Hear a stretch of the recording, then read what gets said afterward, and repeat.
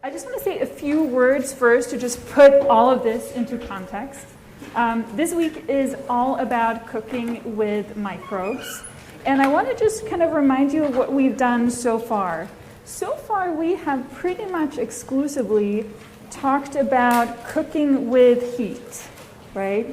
We spent the first week talking about this equation, which was all about if you put a certain amount of energy into some hunk of material, and that material has certain properties, CP, then the temperature will increase by some certain amount. And we cooked eggs, and we cooked with heat in all kinds of ways. Then last week, we looked at what this looks like on a microscopic level. So we looked at what if you were to add some amount of energy to a single molecule? How would it behave? How would it behave just as it transitions from being a solid to a gas, from being to a liquid to a gas, or the other way around? So this week kind of marks a little bit of a philosophical shift.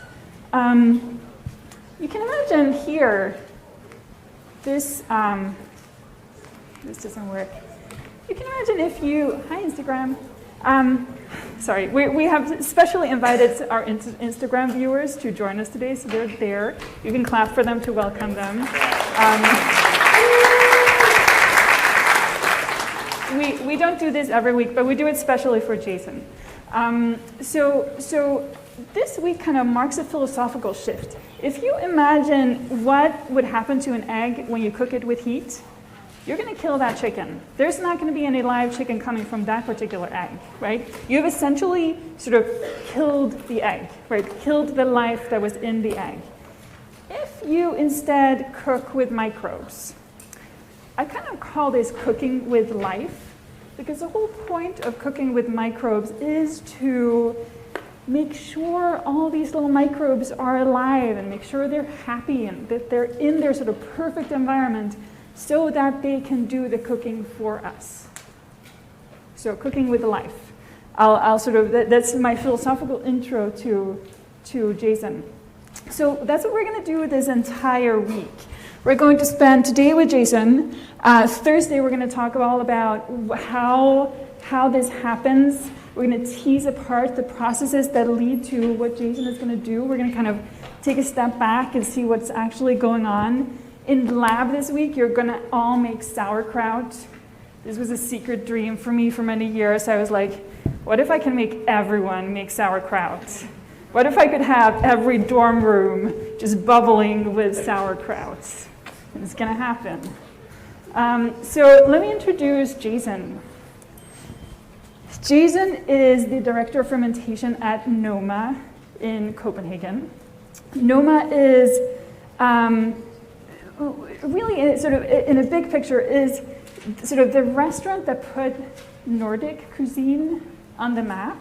They're very much focused on using local Nordic ingredients to produce new flavors. And the fermentation lab at Noma is really sort of, for me, where so much of it happens.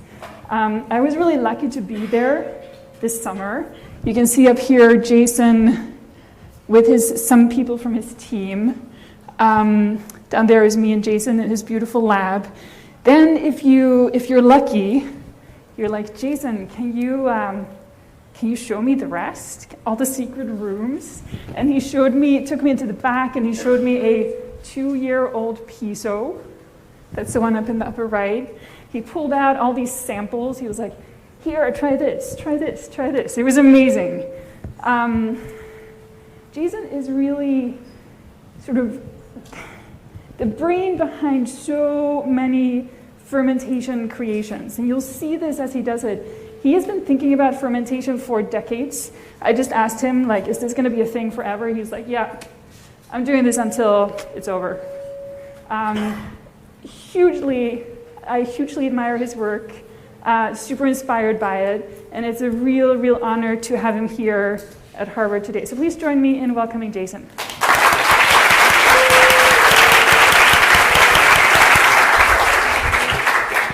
I forgot. I promised you that I was going to give you some hinters for things to pay attention to so that you can guide your thoughts through the lecture, but also things that are going to most likely show up in some form on the homework.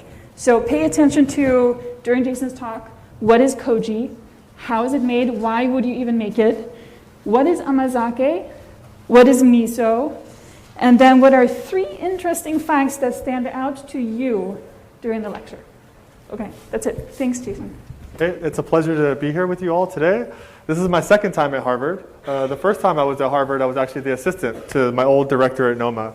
So it's a pleasure to have the opportunity to come back here and to give you guys a little bit of perspective of what I see valuable in fermentation, and also a little bit of history of how it all came about for me. I am not a chef. I am not a scientist. I am a dreamer, and I am a fermenter. And my life journey is going to be dedicated to the act of microbial processing in one way or another, for as far as I see it. Ever since I was a child, I've always been obsessed with nature and science, and it was inevitable that my expression to this world would amount to fermentation.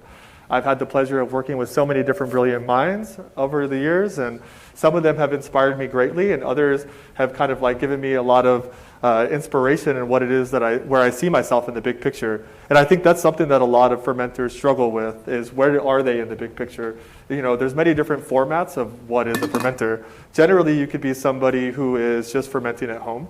You could be somebody who's fermenting in some kind of bioprocessing plant, discovering new enzymes that transform undigestible food into something that's nutritious or more valuable. You could be a fermenter at a restaurant, or you could be fermenting as a student, just passing through the art of fermentation. Me personally, I find myself somewhere in the middle of futurism and academia and tradition. I am a fermenter at restaurants for the most part. Like Pia said, I am now currently the director of fermentation at Noma, and it is a wonderful place to be a fermenter. We have all the environments necessary to create many different complex and traditional and futuristic fermentation processes, as well as a lot of students that pass through our laboratory at any given time. We could have a student from Taiwan, we could have a student from Mexico, we could have a student from America, and we could even have students from Denmark, where Noma is located. So as you can see in the picture that they had earlier of me, I was standing amongst my staff, my interns, the people who help me on the day-to-day processes in the Noma fermentation lab. I feel truly blessed to have the opportunity to work with all these different individuals. When I first started working in restaurants, though, I think it was kind of like piggybacking on the idea of refinement and the idea of sharp knives and the idea of being the best that you can be in gastronomy. But the true origins of fermentation are very social. It's a very social act. It's like one of those kind of situations where you could be pounding and processing vegetables around a table with a group of people, you know, and fermenting things in order to produce something that you can hold in different seasons. So whenever I started at Noma, it was very important for me to kind of bring that kind of social aspect to it. I didn't just want to just shut up and ferment. You know, I wanted to discuss what is possible. I wanted to discuss the backgrounds of the people I'm working with. I wanted to look deeply into the ingredients. I wanted to ask myself a lot of questions. And it just didn't have anything to do with awards or accolades or having a sharp knife. Truth be told, I don't even have a knife, but I work in a restaurant. The only knife that I have at Noma is a knife that I used for a fermentation process. It was a knife that I used to chop firewood so that way I could smoke fish to make a dried fermented smoked fish product called katsubushi. And I keep that knife as kind of like this little decoration in my drawer, and I tell this story to all of my interns when they pass through. I didn't always work in a beautiful lab. Where I first started fermenting was in very humble conditions. The first, like for instance, some of the first processes that I made were aged inside of a wooden shed outside of a building in the hot Texas summer. And it's interesting now that I look back at it, because a lot of the fermentation processes that we know of today, whether it's a lacto-ferment or whether it's an alcoholic beverage or whether it's a koji product, generally whenever we ferment these different products, we're all kind of recreating this kind of environment somewhere in the world where it was discovered or where it was practiced. So the way that relates to kind of like what I do now is I build environmental spaces inside of a building that has the conditions that can benefit a certain microbial process. A lot of the stuff that we're doing at Noma involves lacto fermentation as well as different types of advanced processes. Today, I kind of like skipped over a couple of the more basic, stepping stones into fermentation that the average person gets into, like kombucha making and like pickles and things like that, because I wanted to focus on kind of like a new way to use some familiar processes that involve a product called koji. Koji is becoming increasingly popular in the day-to-day now. If you log onto Instagram and you look up the hashtag koji, or if you look up the hashtag fermentation, you're going to see a bunch of white fuzzy grains. You're going to see a bunch of white fuzzy things. And those white fuzzy things are essentially like an enzyme factory that people have found a lot of value in. And the funny thing is that this white fuzzy grain called koji wasn't always safe. The origins of the way koji was introduced to man was a grain crop fungus. I've had the pleasure and the benefit of working with some fermenters that were from Amsterdam, actually, whose background is from Japan, who brought in some wild koji into my laboratory before. It was incredibly fascinating. It was covered in a black mold. And this black mold is actually incredibly dangerous. But I think at the beginning, when people started noticing that these grain crops it was occurring, they still wanted to eat. They still wanted to consume. They still had a valuable food product that they wanted to transform into a meal for their family. So through accidental cooking processes, thousands of years ago, people noticed that when they were cooking this grain crop that was infected, that things were happening that weren't normal. For instance, some of the enzymes that koji produces, which is, in this case, I have rice koji, which is polished sushi rice that is covered with Aspergillus oryzae. This strain of Aspergillus oryzae is the same strain of Aspergillus that's used to make sake. It's the same strain of Aspergillus that's used to make miso. It's the same strain of Aspergillus that's used to make Amazake. And then I also have another kind of koji here, which is barley koji. This barley koji is actually resting in a beautiful wood tray, which is actually very traditional. The cool thing about this wooden tray of koji is that, if I could take my koji out of it, set it to the side, is that this has been used in a Japanese koji factory for many, many, many years. And as you can see here, it has left a fingerprint on the wooden tray. It's incredible. It's actually kind of like if I were to leave my fingerprint on something, except this fingerprint actually can grow the strain of fungus all over on the grains over and over and over again, which is really awesome. Because if you think about that, the fingerprint of koji is deeply fascinating for that reason, because it has the ability to create more life. Ever since the beginning of humanity, we have been evolving with these grain crop funguses in some way or another. And as fermenters, we are also carrying the knowledge of these practices through the generations. And where we are today with fermentation is, it's kind of like immersed into pop culture. It's cool to be a fermenter, you know? Like, it's cool to chop up vegetables and post it on Instagram and be like, look, I'm a fermenter. I have all these interesting things that I'm doing with molds and bacterias, and it's becoming more and more fascinating. But generally, it's also a huge responsibility to be a fermenter. It's one of those weird occurrences in nature where humans intentionally create something only to watch it decompose.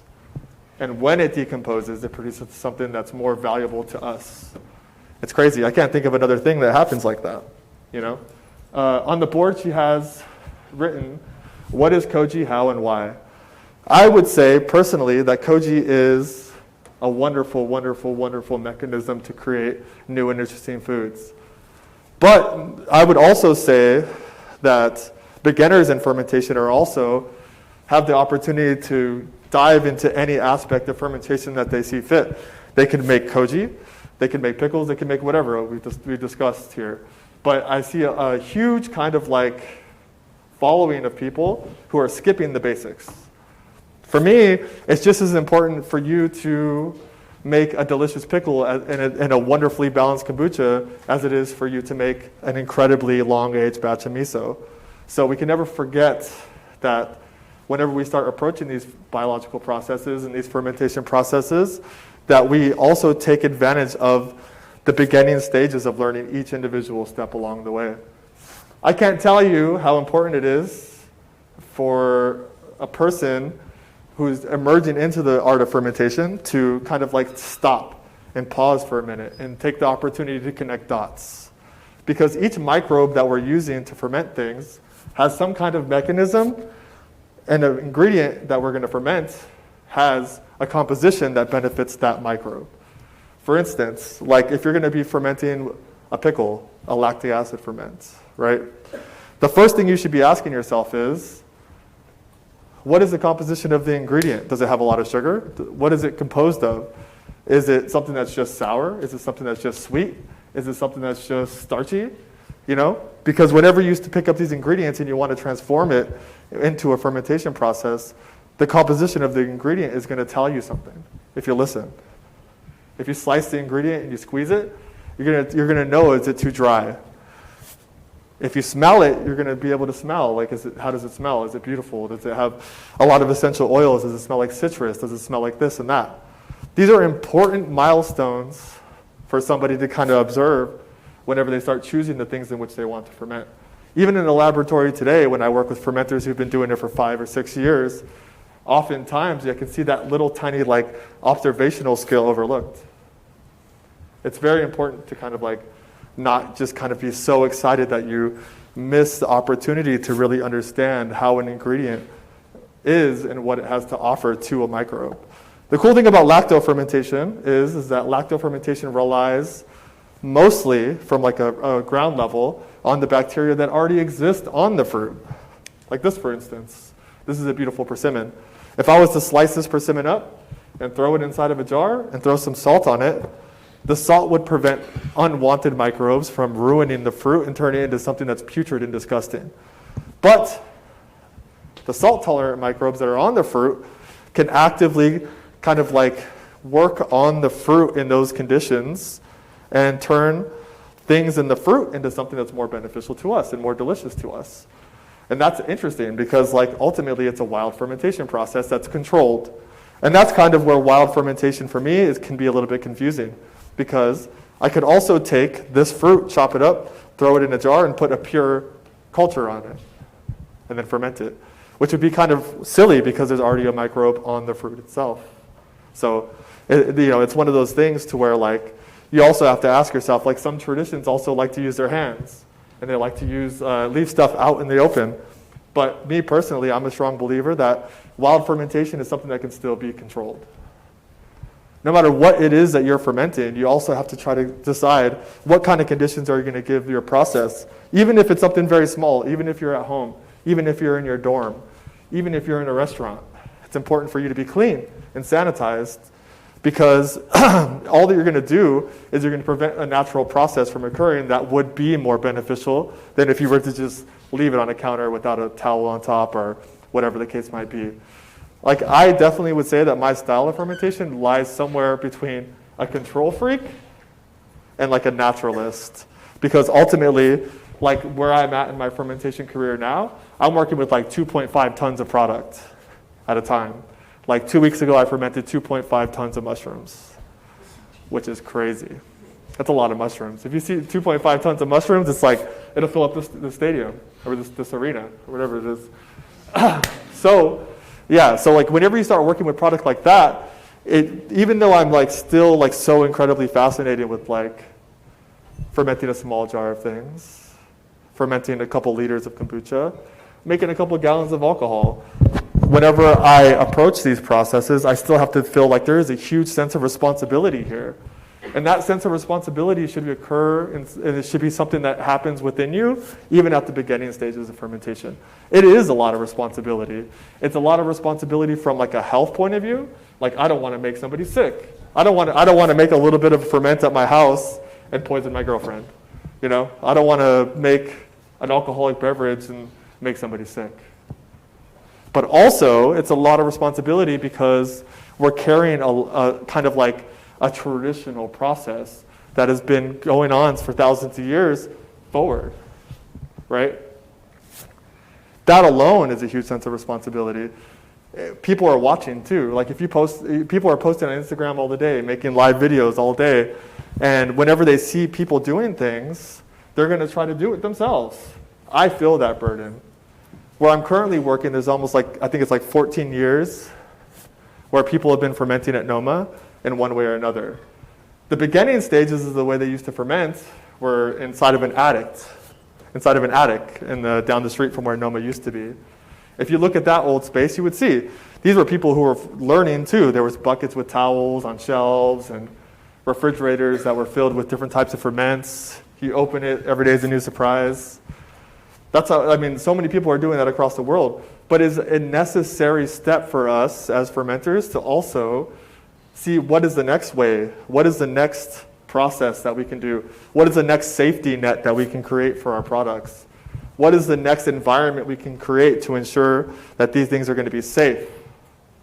And even beyond just safety, because safety can be a little bit boring, we also have to think, how can this make it better, right? So that's always a question that you're going to have to ask yourself when you're working with microbes that are dependent on an environment, are dependent on conditions, are dependent on the human interaction with it. Because what we're going to be able to do is we're going to be able to mediate the processes and these fermentation processes, and we're going to be able to make them successful or not, to make them more interesting or not. Typically, with a lot of ferments, besides alcohol, salt is one way for us to create a condition where things are going to be safe. But beyond salt, there's also going to be water activity. Water activity, when it's increased, creates more microbial life inside of the ferment, inside of the process, inside of the jar.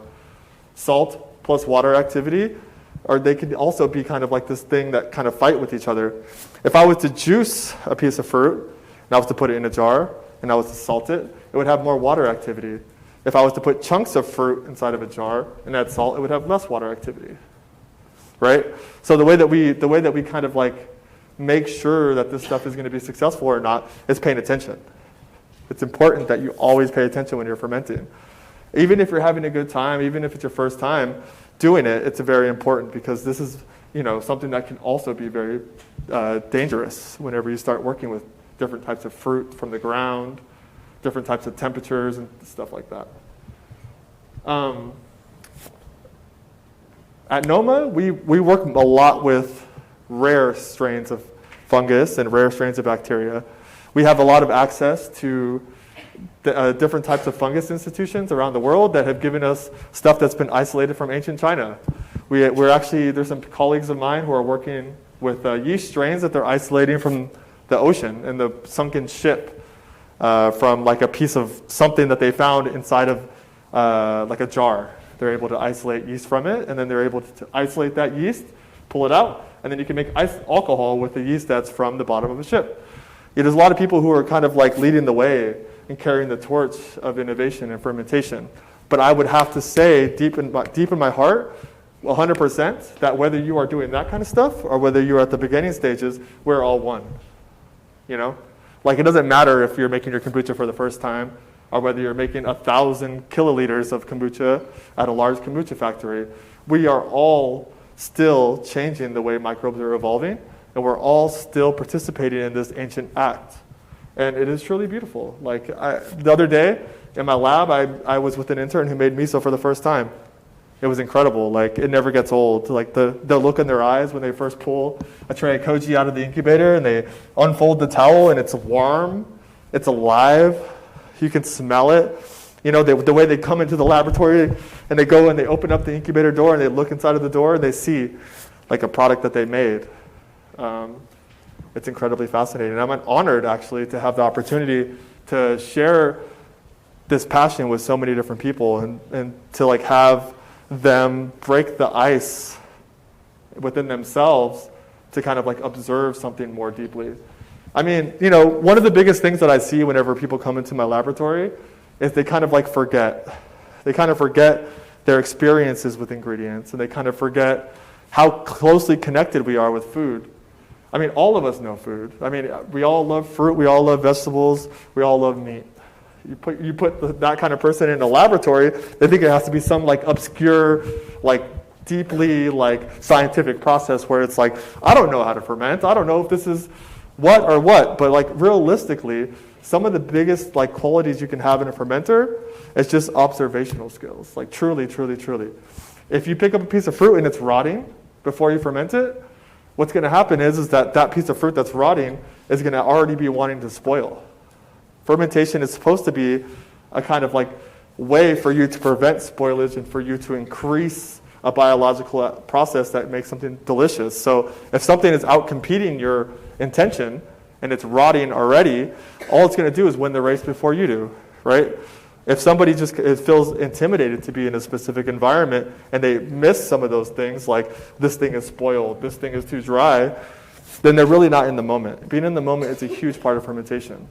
And like it's something that I think is what I try to teach all my students. It's something that I try to encourage in all of them, is to understand like, you know, it's okay for you to like be new, and it's okay for you to bring your experiences to the table, even if you don't know how to be an advanced fermenter.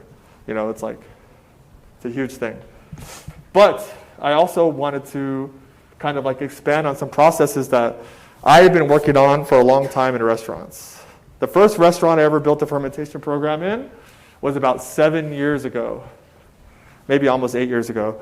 It was crazy because it was basically just like a little closet inside of a restaurant, and like somebody just took a chance on me and they were like, hey, we want to ferment.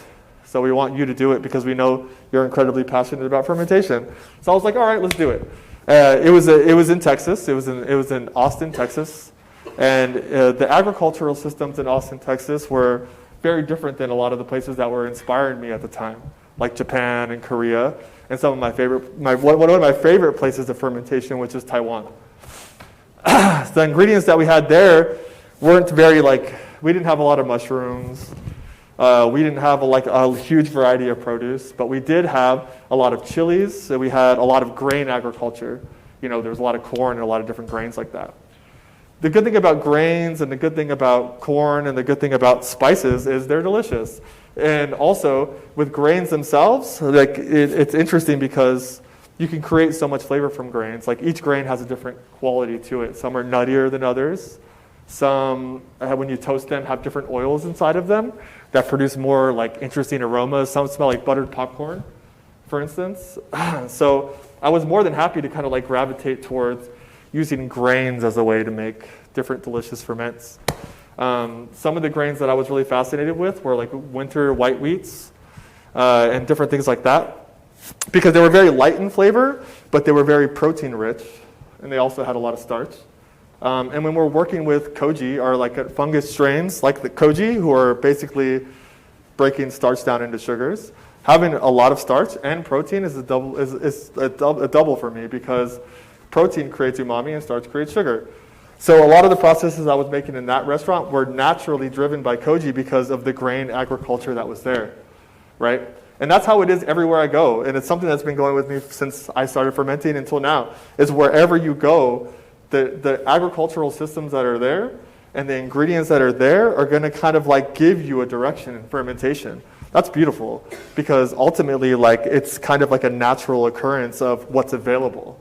Wherever you are, you can just go to the supermarket. You don't have to have kiwis and star fruits and guavas and spicy chilies. Just enjoy the fact.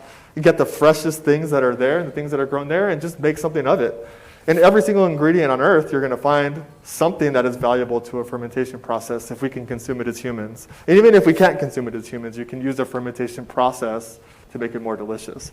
But in Texas, I was trying to make kimchi, but I didn't have ginger and things like that. I was trying to make kimchi, but I didn't have Napa cabbage. I was trying I was trying to make kimchi, but all I had was Gulf shrimp. So, and to make some kimchis, because there's many different varieties of kimchis, generally you need very specific ingredients, unless you're making a white kimchi. So I found a lot of joy in adapting traditional recipes into something that was based off of Texas agriculture. But I also ran into a lot of other problems too. For instance, one thing that was really difficult for me when I was in Texas was the heat, right? Because some fermentation processes work well with high heat, But a lot of fermentation processes need like some kind of temperature range that's on the lower end, because Texas can be 42 degrees Celsius sometimes, which is, if you don't know Celsius, very hot, right? So if you're fermenting like some sauerkraut at 40 degrees, you can actually bypass some positive flavor profiles and go straight into a direction that becomes very volatile. So working in Texas, like I had to really learn how to build an environment that was controllable, because it was the weather wanted to be hot. It wanted to be undesirable conditions for lacto fermentation. So I naturally started to figuring out ways to make rooms cooler. Building environments is a huge part of how you ferment. So it was kind of like an early step for me to like become better at it. A lot of things that I was doing at that time were based off of just pure kind of like intuition, like pure vibes that I was having. Even just as like short as 8 or 7 years ago, the way that the resources that we have as fermenters is still limited in comparison. Like nowadays, I can just message like 100 people on Instagram and be like, hey, does this look good or not? Like, hey, like, what can you give me your vegan cheese recipe? Like, hey, like, I don't have any koji. Do you know anyone that sells koji in North America? You know? Like, it's crazy. Like, you can just literally feel connected to everyone on earth right now if you choose to. Even though the internet existed and social media existed 7 and 8 years ago, I think it was still kind of like crawling into where it is today. So I was left to a lot of my own devices. Like, I had to figure stuff out on my own. And it's really something that I think I'm starting to like really cherish now, because I feel a sense of responsibility to pass the information on to others. I can't tell you how many times 5 years ago I would message people and be like, hey, like, can you help me out? My message would be seen, no response, right? Nowadays, I make it a point as much as possible to answer all inquiries. I'm very busy with the 2.5 tons of mushrooms, of course, but any opportunity I have, I'm like, I gotta help this person. Like, you are the future. If anyone in this room wants to ferment, you are literally the future of fermentation, whether you like it or not. Because all the stuff that you were gaining from the past and you are putting into the world today is a mechanism that pushes it forward, right? So it's beautiful to me whenever I see people growing and then having some kind of effect on it, and also seeing them teach others, because that's how it was. I mean, back in ancient times, like fermentation recipes were actually written in scrolls. And like they were really like kind of like poetic in a way. They would have like, when the moon is in this position in this guy like this, you start this ferment. And by the time 6 months from now, when it's like this, the ferment will be ready. It was based off of like the position of the moon and the sun.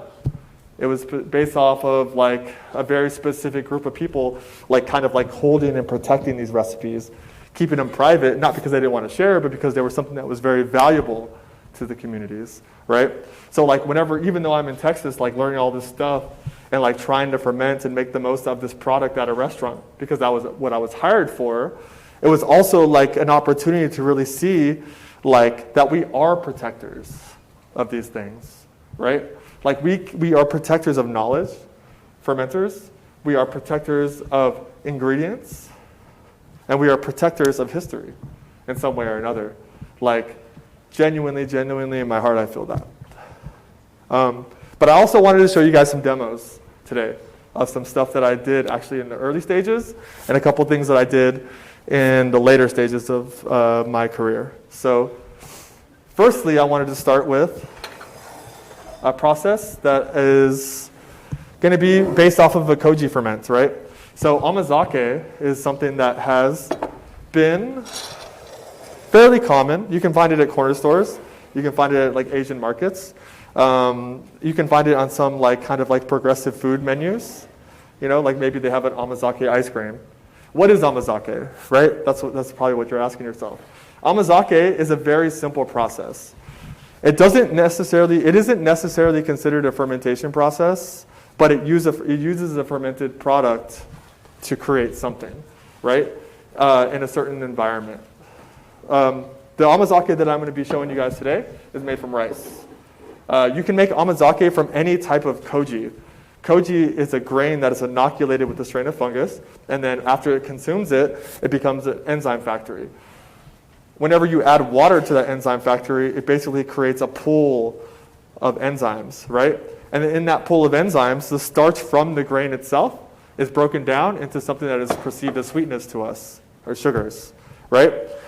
The way that this happens is very simple. You put, depending on who you are, you can put equal parts koji and water together, and you can heat it up to 55 degrees or 60 degrees, or a little bit less if you want. But the 55 degree to 60 degree mark is whenever you're kind of preventing microbes from feeding on the sugars, and you're focusing more on the enzymes in koji actually generating sugars, right?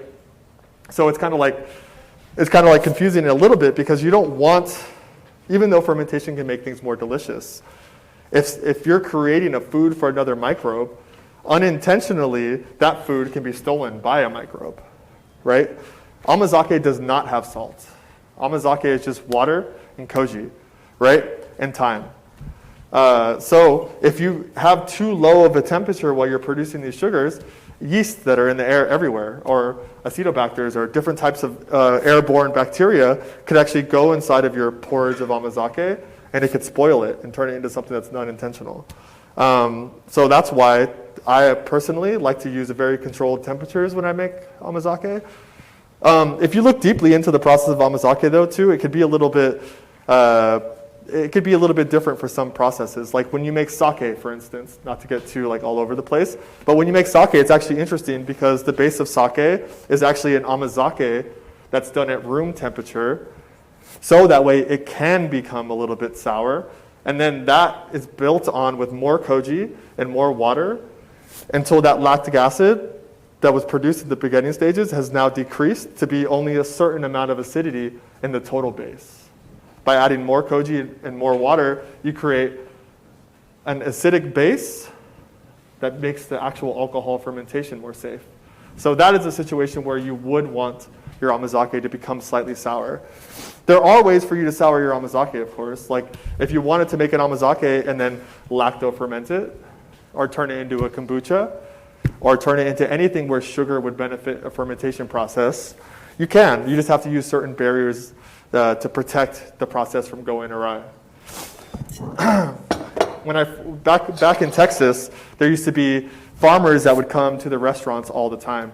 These were some couple that decided they wanted to have an urban farm, or it could be generational farmers that had a lot of product. And since gastronomy was becoming more and more popular, people were definitely seeing a lot of value in restaurants. Farmers would go to these fancy restaurants and they'd be like, hey, I have all of these strawberries, or I have all of these different ingredients. Do you guys want to buy them? And so what we would do is we would inspect what they had, and we would decide if we wanted it or not. One of the ingredients they used to bring in the restaurant all the time in Texas were persimmons. But the only problem is that when you have a really delicious persimmon, this is what it looks like on the inside. This is what it looks like on the outside. It's beautiful. When you have a really delicious persimmon, it's like having a combination of an apple that's custardy and a little bit of papaya mango type vibe. But unfortunately, a lot of persimmons that you will get are very unripe. And whenever you have a fruit that's unripe, it's either avoided some kind of enzymatic process that was prevented it from being as sweet or as true to an ingredient as it is, or something happened to where you just picked it too young, right? They would bring these persimmons into the restaurant all the time. And they would always ask us, do you want to buy these persimmons? We would buy them. They were very tart. They weren't very sweet. They were kind of like a mix between an apple without sugar and a pumpkin, right? You knew it could be better, so you didn't want them. At one point, I was making a lot of koji, and I decided, why don't we just see if there's a way for us to make these persimmons to make them ripe again. So if you look at what an amazake is, it's a bunch of enzymes that are able to break down starches and make them into sugars. So I was like, wait a minute, why don't we just make amazake and then let this persimmon swim inside of it, and then over time, the persimmons will just become sweet and tender and more delicious, right? So that's where the base of this whole entire process came about. It's very simple. If you ever get an ingredient that is semi-sturdy, one that just won't fall apart easily, for instance, a cucumber will just disintegrate, right? But if you have like an ingredient that, like a pumpkin, or like an ingredient like something that's starchy, like a parsnip or something like that, you can use amazake as a way to tenderize it. So as you can see here, I have some pre-made amazake here. And then I have some persimmons. It's as simple as getting the persimmons and cutting them, right? And then I'm putting them inside of a jar, like this. Yep. It's actually really beautiful too. Like, this is one of my favorite things about fermenting, is like whenever you just stand in front of an ingredient and you're like, wow, like these are really beautiful. And then as you're putting them in a jar, it's kind of like focused because of the reflections in the jar, the lighting in the room. It's just really like one of my favorite moments of fermenting, because you really have an opportunity to appreciate how beautiful they are. The way that's going to work is you're going to layer these inside of a jar. You know, you want to make sure that they're clean. You want to make sure that none of the persimmons are rotting. It's very important, because if they're rotting, it'll just affect the process negatively, like I mentioned before. Once you have the persimmons inside of the jar, it is very important that you do this next step. And you do it in this way too. So I'm going to pour the amazake over the persimmons, right? So in order for you to prevent the persimmons from floating on the top, you just put some weights on it. These are some little plates I found in Pia's lab. They work perfectly. There's other options that you can use. At Noma, what we like to use is ceramic weights. We just hit up a ceramicist one day and we were like, hey, can you make us weights for this jar? If you don't know any ceramicists and you don't want to pay for weights, you could also use a bag full of water or a bag full of salt. But, you know, if you pasteurize some rocks, you might be able to get away with that too. So once you have the persimmons in the jar with the weights, it's as simple as pouring amazake over them.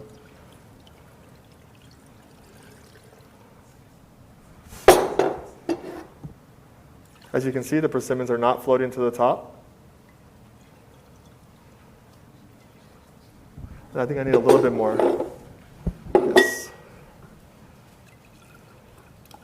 Amazing. Cool. So, very simple, right?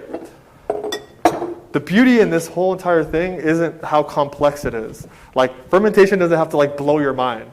You don't have to be like, oh my God, it's completely transformed into something I don't even recognize and it makes my palate just explode with flavor. No. Fermentation could also be something that's very respects an ingredient and leaves it as is but enhanced. Fermentation is something that can make something that is not as valuable as it should be more valuable again. This is the perfect example of how you can use a very simple process like making amazake to turn something that would maybe go in the trash or maybe only become a pickle become something very delicious. Once the amazake is inside of here, it's important for you to keep it in the temperature range that prevents microbial activity. For the most part, 55 to 60, like I mentioned before. It's as simple as turning your oven to low, or to heat it up in a pot with a thermometer and then cooking it. Amazake generally takes 24 hours. I know some amazake makers who make amazake for 72 hours, which is a long time. When you make amazake at 72 hours, you have to make sure that you have enough water in it.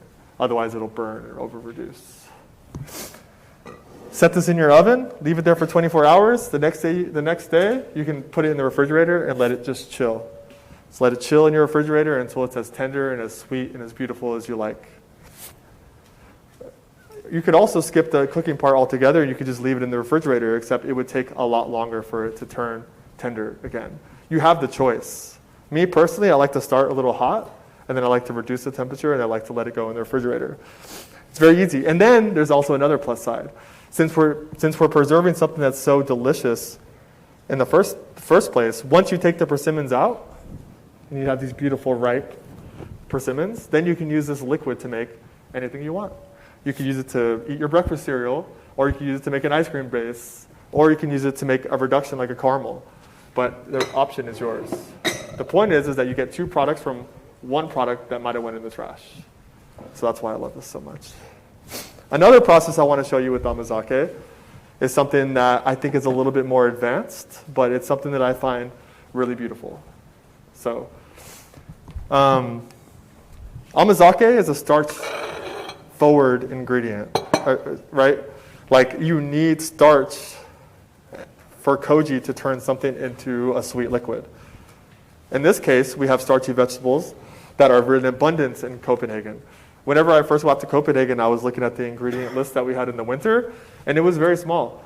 It was like, pumpkins, celeriac, persimmons. I mean, it's not persimmons, and parsnips, sorry. Parsnips are these ingredients that you might find with like a Christmas dinner, or you might find with like a Thanksgiving meal, and they are kind of like this semi-aromatic root vegetable that is sweet whenever you taste it, but it tastes amazing whenever you roast it with like nuts and honey and butter. But most people wouldn't think of this ingredient to be useful like amazake. Amazake is like this really delicate, sweet, milky and creamy, kind of like desserty porridge. Parsnips are something that's crunchy and something that are almost astringent sometimes because the flesh itself can be a little bit bitter. And they don't have a lot of water in them either, but they do have enough for this process. One day, whenever I was making amazake for a cocktail, I was like, what if we were able to make amazake from root vegetables? And so I did a bunch of experiments to figure out the best way to do it, and I found 2 different ways to do it. Parsnip amazake is one of my favorite vinegars I've ever made. The vinegar making process can be very complex. People have been making vinegar for a very long time, so different regions of the world have different approaches to making vinegar. At Noma, it's in a Noma guide to fermentation. We've developed a really interesting way to make vinegar that doesn't involve a lot of equipment, doesn't involve a lot of time, and doesn't really involve a lot of like know-how and how to manufacture vinegar. The beautiful thing about the vinegar process at Noma is we take a juice of some kind. It could be a juice from persimmons. It could be a juice from red peppers. It could be a juice from strawberries. It could be any kind of juice that you like. It could even be a tea. Like you can make a nice oolong tea and sweeten it with pineapple juice. Whatever works for you. But in order to turn it into a vinegar, normally you would have to produce alcohol from the sugars with yeast in the base liquid, right? Making alcohol isn't necessarily the most difficult thing in the world, but I would say it's one of the most sensitive processes for infection.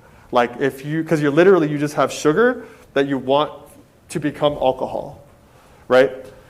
Like I mentioned previously, like something might eat that sugar instead. And if something eats that sugar instead, you don't have alcohol anymore. So the conditions in which you make alcohol can be very specific. And when you're just beginning how to make alcohol and when you're just learning how to make ferments in general, I think this Noma guide recipe, even for advanced users, is a wonderful way to kind of like really, really, really capture the beauty of the starting ingredient. The way that it works is you take a juice and then you add pure ethanol to it and you add a vinegar mother to it.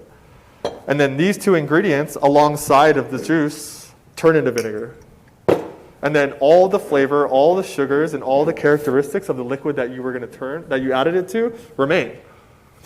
So if you took all the sugar from a strawberry, it could still be delicious, but it wouldn't taste like a red, juicy, sweet strawberry. It would taste something that's like a little bit more sour and something that's a little bit more like less delicate, right? If you make vinegar alongside of that strawberry juice, you get all the characteristics of it the whole way through. So the way I'm going to show you to make this vinegar today is actually going to be using parsnips and the juice from parsnips, right? The first step of making the parsnip amazake vinegar is to take the parsnips and peel them. I've already juiced it because I don't want to be excruciatingly loud with machinery in here. But once you remove the kind of like bitter skin, then you have the white flesh. You can juice the white flesh in like a juicer, the same juicer that would use to make like any juices that you drink in the morning for health reasons.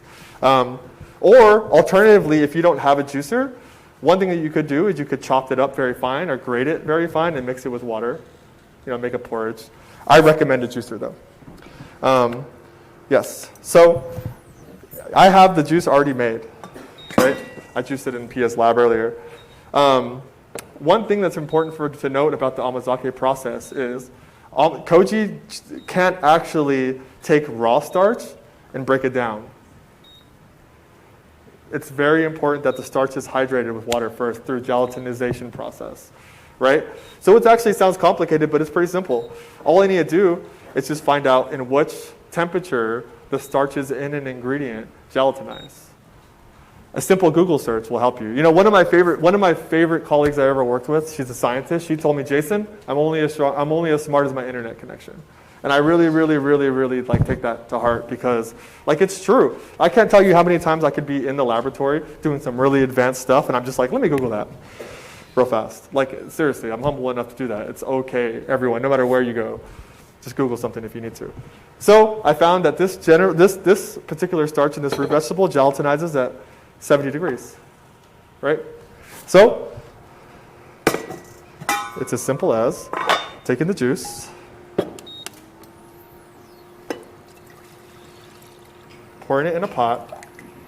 It smells lovely too, by the way. Like, it's hard to explain what the smell of parsnips are, but it's almost like, I would say, it's really difficult to explain, but it's like almost feels like you want to add, like eggnog almost. Like it's like if a root vegetable was eggnog, like you want there to be a little bit of cinnamon and clove in there. Like, anyways, so once you heat up the temperature to the whatever the gelatinization temperature is of the ingredient, you just leave it. You let the starch be absorbed by the water, and then what that allows is a pathway for the koji, the enzymes in koji, to then digest it and turn it into something that's sweet. Since this is actually like a low temperature here, it shouldn't take very long, right? But one of the biggest mistakes I used to make whenever I first started fermenting was like taking some raw starch and adding koji to it and thinking that something happened, right? Like, and I would be like, oh wait, like I think that this got sweeter, but it was the starch from the koji that's already been gelatinized, right? Now I gelatinize so much stuff. A more advanced version of this recipe is actually I take whole parsnips. And I grow koji on them, but I gelatinize them first. So basically I peel them, I cut them in half, I put them in a vacuum bag, I steam them in the oven at 70 degrees for 10 minutes, and then I basically have a humongous rice grain, right? I take that humongous rice grain and I grow koji on it, and then the whole thing becomes a koji. And then I take that koji, I blend it with water, and then I don't need to do any of this step, right? But not everybody has the ability to make koji from parsnips, so this works just as well. Once the temperature is up, it's actually in the same temperature range as Amazake, which is just slightly over it. So you just got to let it cool for a minute. It won't take that long because it didn't really get that hot. So that's one benefit that you have to it, right? So once it cools down, I already have some pre-weighed out koji here. Whatever the juice weight is of the parsnips, or whatever the juice weight is of any, this is the recipe, right? Take any root vegetable, juice it, you have the juice. 25% of its weight, whatever it is, whether it's 1 liter, 2 liters, whatever, is going to be the koji. You add the koji to it, right? Stir it in, and then over time, about 24 hours, you let it cook. It's going to take all the starch from the koji, and it's going to take all the starch from the parsnips, and it's going to turn it into like this sweet medley of like I don't know, like you just want to add some bourbon to it on a Christmas Eve, you know? Like it's a lovely, lovely concoction. After you have this liquid and it's finished, like you've left it on the stove for 24 hours, or you left it in your low temperature oven for 24 hours, whatever choice that you make, you can pull it whenever you want to. Like the thing about time is, with fermentation is, like most people follow recipes, right? Me, I don't follow recipes.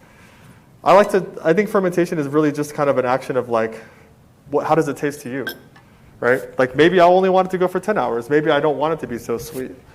Maybe I wanted to let it go for 72 hours. You know, it really depends on what it is that you're looking for. But nevertheless, once you reach the point where it's as sweet as you'd like, you throw in 20%. Just pretend that it was 24 hours from now. You throw in 20% of the weight of the Amazake in vinegar mother. Do a little bit of math. Pull out your calculator, and you add the total weight now, after you added the 20% mother, and 8%, 96% ethanol. If you can't get 96% ethanol, just get some Everclear. It'll work. Just do some math, and you can figure it out. I prefer 96% ethanol, non-denatured, because it's like a little bit more neutral, and it's a little bit more clear of what it is, and it's also very strong. Yes. So after you add that, you can you put it inside of a jar, You can put it in the jar of your choice, really. Like, it depends on you, like what you want to do.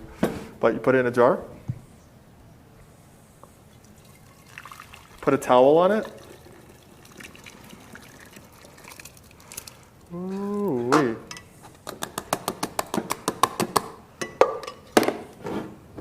Yep. You put a towel on it. Leave it on the counter for 2 weeks. 2 weeks after that, you have a lovely, wonderful parsnip Amazake vinegar. If anyone has the opportunity to try this, I left a couple bags for Pia in her laboratory. It's one of my favorite ingredients ever. This is what it looks like when it's done. It's brown, caramelized, aromatic, pungent, sweet, makes your tongue and your lips pucker. It's a beautiful product. And it's made from a root vegetable.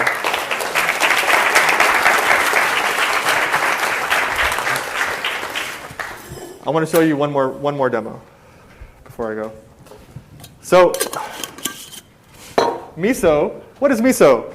Miso, on a really, really like expedited version of what a miso is, beans, our friend koji, water and salt, right? You cook beans until they are tender. You can decide that on your own, I'm sure. If it's mushy, it's overcooked. If it has a little bit of bite and it doesn't taste starchy, perfect. Koji, water, salt, and beans. Whenever you have those ingredients, you can imagine them like this, right? More ingredients than are listed, but yes, still the same, right? What you do with those ingredients in order to ensure that the koji can act on the beans is you increase the surface area. That's as easy as putting them inside of a blender and chopping them with a knife, mashing them with a potato masher, or whatever kind of tools you have available to you. Once you mash the ingredients of the beans and the salt together, you take the koji and you mash the koji too. Once you mash the koji, you have an increased surface area of everything. You take those ingredients and you put them together, like this. If you put them together like this, like let's say you put the koji on top of there's a lot of space in between how they can function. They're not touching each other. They're not together. The more together the ingredients of a miso are, the more accurately the enzymes are going to start breaking down the proteins, start breaking down the starches. Salt acts as a way for you to prevent things from stealing your food. Because whenever we're making miso, we intentionally want to produce little traces of sugars, umami from the proteins, and then also yeast from the outside will kind of like live on the surface area and produce yeast esters that make the miso more interesting.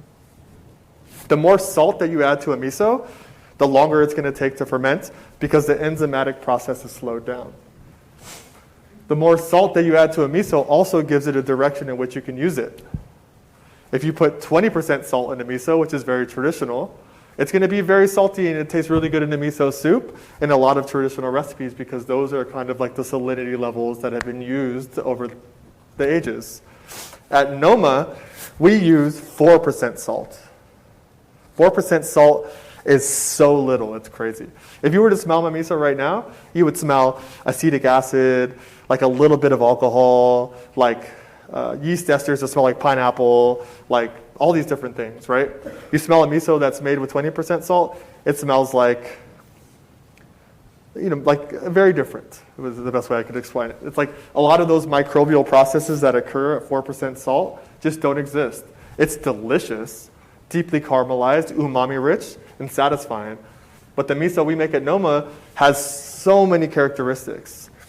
When we think about acetic acid, and we think about lactic acid, and we think about amino acids, which are umami, and we think about yeast esters, in your palate, it's actually going to be complex acids, right? That sounds like a party in your mouth, right? Like if you have complex acids on your tongue, all it's going to make you do is find it more interesting. As you're like, whoa, what's going on in there? You know what I mean? 4% salt is also teetering on disaster. Even at Noma, occasionally we have batches of miso that ferment improperly because it's so low salt. So that's why it's very important that we make our beans, whenever we cook them, very dry. We outline this in the Noma Guide to Fermentation. It's a very important step. Nevertheless, for this process, we're going to make an ingredient called tamari. The way we make tamari at Noma is very different than tamari that has been very traditional over the years. There's two different ways that traditional tamari has been produced. One way is you take beans, you grow koji on it, and then you add a little bit of water to it, and you brew it like a soy sauce. Like you stir it occasionally. It has like a lot of water activity, and over time, you harvest the liquid out of it, right? Another way to make a tamari is you take a miso and you pack it really, really tightly into a jar, like really, really tightly into a jar at day one, and you let it ferment. And over time, because you put weights on it, like the same way I put weights on the persimmons, water comes up to the surface and it pools on top, and then you can take it out, and over time it caramelizes to like a syrup. That's another way. But you're also limited because there's only so much tamari that you'll get from a batch of miso. When I first started at Noma, I was like, oh my God, like they're making tamari like I've never seen it before. What they do at Noma is they take a miso, they blend it with water, and then they freeze the miso water kind of like mixture. It's like into little bricks. Like if you, for instance, if you took the miso and water and you put it inside of this glass container and you put it in the freezer, it would freeze into a brick of miso and water. Pop it out and you let it hang in like a strainer over towels or over a cheesecloth. And then all the clear liquid that comes out is an extraction of the miso. The extraction of the miso has anything that is a flavorful compound that came from the miso that can go with your water. Sugars, all the different stuff that's inside of it.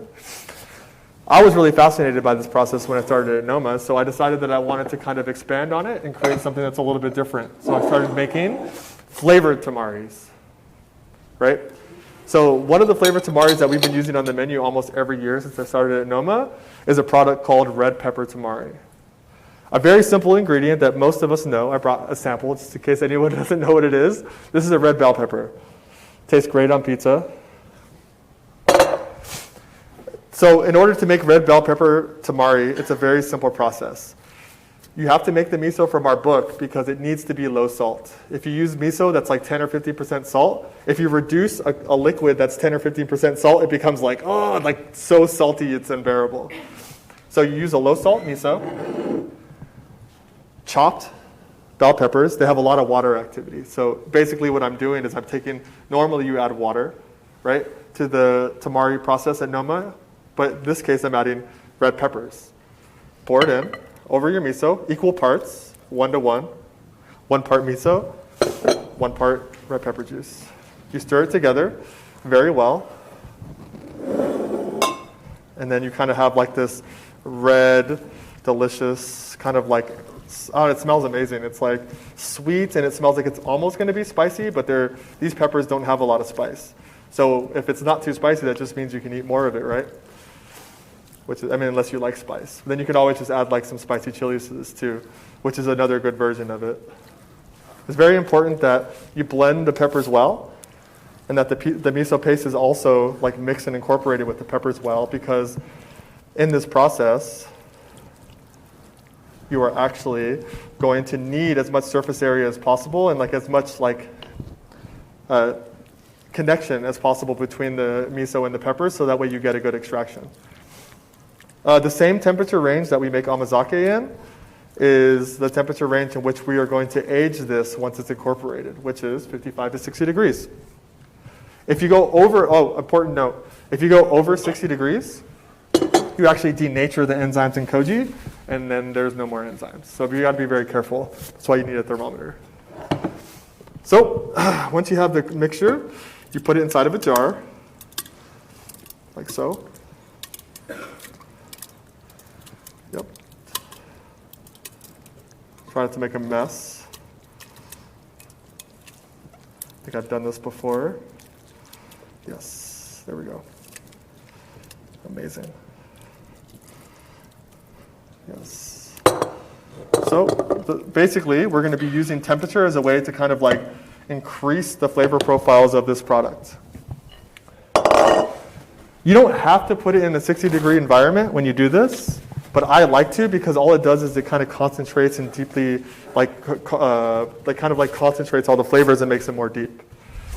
So once you have this, you put a lid on it, put it at 60 degrees, and then you freeze it, the whole mixture, when it's done. Usually I leave my red pepper tamari at 55 degrees for 5 days, sometimes for 7 days. Once it's done, you cool it off, you freeze it, and then once you freeze it, you hang it over towels on a strainer, and you harvest all the liquid that comes out of it. It should be very clear. Then, once you collect all that liquid, you reduce it to a caramel, and then the resulting liquid looks like this. It is this beautiful, dark and caramelized viscous liquid that tastes both like umami and sweet, sweet, sweet red peppers. It is one of the most delicious products ever. At Noma, we've used it to brush on fresh corn. We've also used it to brush on a roasted red pepper meat dish that we have in our last menu. I mean, this is good in a stir fry. It's good. It's like you can use it like soy sauce, but it's fresh, like a fresh ingredient from your garden. It's very versatile, very wonderful. I love it. So that's red pepper Tamari.